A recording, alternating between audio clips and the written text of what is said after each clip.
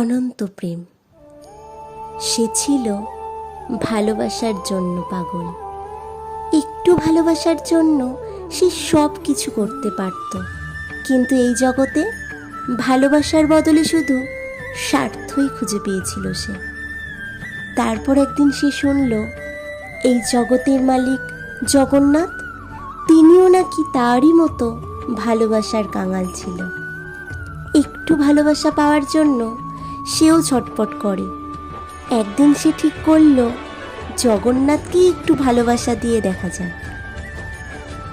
আর সেই একটুখানি ভালোবাসা দেওয়ার পর সে বুঝল যে জগন্নাথকে একটু ভালোবেসে থাকা যায় না।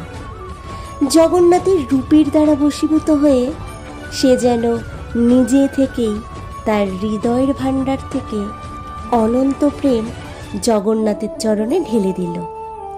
আর যে একটুখানি ভালোবাসার খোঁজে সে সারা জগৎ ঘুরে বেড়াচ্ছিল, জগন্নাথকে ভালোবাসার পর জগন্নাথও তাকে অনন্ত প্রেম সাগরের অতলে নিমজ্জিত করল। জগন্নাথ অনন্ত, আর সেই অনন্তকে অনন্ত প্রেম উৎসর্গ করার পর সেও অনন্তের অনন্ত প্রেমের প্লাবনে ভেসে গেল।